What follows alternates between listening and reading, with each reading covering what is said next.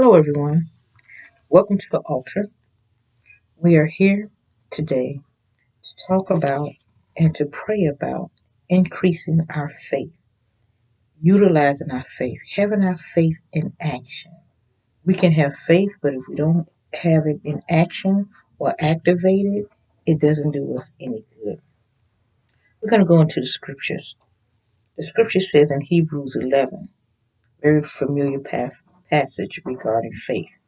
It says, "Now faith is the substance of things hoped for, the evidence of things not seen." That's King James Version.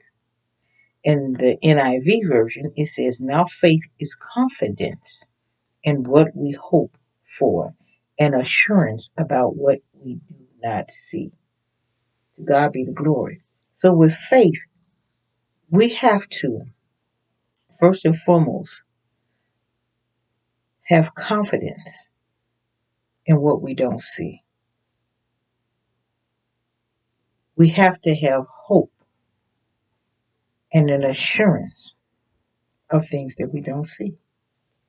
When we pray for a thing, we must pray and believe God. If we pray and we do the opposite of what we pray for, we're not activating faith. When you activate faith, no matter what someone is saying or doing or presenting to you that is totally opposite of what you're praying for, and you can sit there and you can say, I trust God. I believe God. I know what God told me, and I am encouraged in Him. If you can praise Him, hallelujah, during the moments, if you can take the time out to thank Him when that dart comes your way to try to bring an attack on you, but yet you continue to say and to praise and to worship God, you are activating your faith. In your faith, you trust in Him. And to know that you trust in Him, you must show this, that you trust in God. Because a lot of times, people say that they trust in God. They say they believe God. They have faith in knowing what God's going to do. And we'll pray a thing. And once we pray it, we have this unction that it should occur at a certain time. But how many of you know that the Word of God says that His time is not our time? To God be the glory. And so we must wait on the timing of God. And as we're waiting, the way we activate our faith is through showing just the opposite of what anyone would expect to happen. Give a prime example. Say that you're praying for your loved one to be saved, sanctified, filled with the Holy Ghost. Say you're praying for your loved one to be delivered and healed in their mind and in their body from sicknesses and ailments.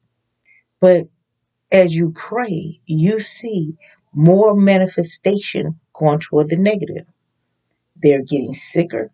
Their behaviors, as far as being saved, their behavior is going completely contrary to what it is to be saved. People are ministering to them. It looks like they ain't heard a word. They are going backwards, it appears. But how many of you all know we wrestle not against flesh and blood? That's what Ephesians says. We're not wrestling against the flesh and blood. We're wrestling against the demonic forces in high wicked places. And so we must put on our armor and we must fight the good fight of faith, believing God that even though I see this, even though this is warring up against me, I know I still have the victory in Christ Jesus. I know that God, you are still are in control. And when you know that you know that you know that He's in control, and no matter what you see, See, I'm getting full right now because I know what he has done. I am talking about things that has occurred. I'm not just doing a script trying to say and sound good, but I'm ministering to you that you may have hope. I'm coming to the altar that you may have hope. Hallelujah. So when we leave off of this station, we're going to pray and we're going to know and feel within our spirit realm, not this body. This body is so deceptive, I tell you. Because one minute you are having excitement in your body, and before you know it, it goes away. But in your spirit, from the depths of your belly, in the core of your spirit, when you know that you know that you know, that no matter what is going on, no matter who is fighting you, no matter what circumstances you see, no matter what the person is saying or doing, you know that God has them. I have interceded and I have prayed and I have waited on God for many, many people in my life. And I have seen the manifestation of God making changes in their lives. I have seen people healed, delivered, set free from even death. And so you can't tell me what God can't do. I am a witness. I am a living witness. And so some of you may have witnessed some things. And I'm going to tell you what the enemy want to do. He wants you to forget.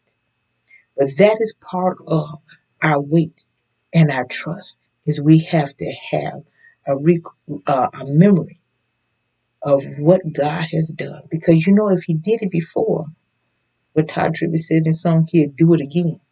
And we all know. And we also, because if he wasn't going to do it again, then there would be no reason to get up. Because every single day we're fighting in a spiritual warfare. We are. And we are obtaining the mercies of God every day. I'm so blessed and so grateful that he has mercies for us each and every day.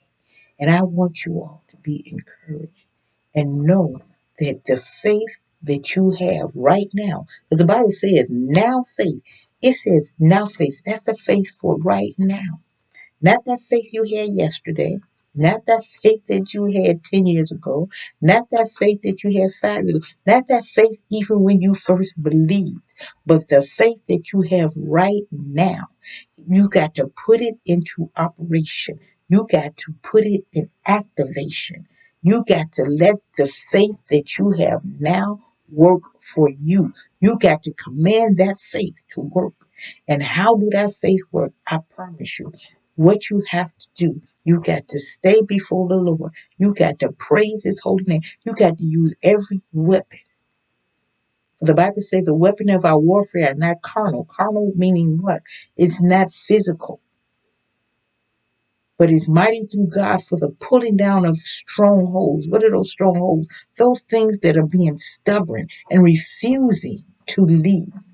So he has given us the weapons. What are the weapons? One major weapon is you can praise and worship God while you are praying and interceding, while you are praying and believing, while you are praying and have the hope of glory that this too shall pass, that this thing will come forth in the victory of Christ Jesus on your behalf, on your loved one behalf, on everyone behalf, and everything behalf that you are praying for. We got to trust God.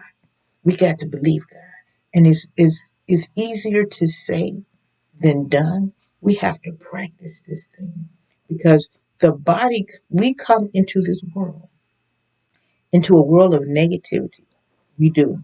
And we all have experienced it. We all are experiencing it even now in this time and age that we're in. And I tell you, there's so much that is going on within the household. The relationships are all messed up, jacked up. Oh my God. And then those that are close in relationship, there's a lot of toxic and poison that is going on. Oh my gosh. God wants to clean it up. He wants us to be honest. He wants us to be forthcoming. He wants us to be transparent. He wants us to stop playing. That's the bottom line. The faith can't work when you're playing games. Stop pretending. Stop pretending. We all have some issues. We all have some problems. We all got some things that is God got to deal with us with. But one major thing that we have the faith of God. And if you have the faith of God, you can trust God and believe for Him to even start with you. I'm believing God to do some things in my life, to change some things around. And I know right now God has given me some boldness to go forth, even to do something such as this, because I did wrestle with this for a mighty long time. But God says now is the time. Um, God has me, and I thank God for it. He has a lot of books in me. I've published one book. I'll share that sometime down the line. But I've already published one book about 4 or 5 years ago, and so it's on Amazon. And I thank God to this day. But there's many more books that He has for me to write, and they're in transition and in action. But just even doing those type of things and putting it out there, the enemy doesn't want us to go forth and do the will of God. Doesn't want us to be faithful unto God.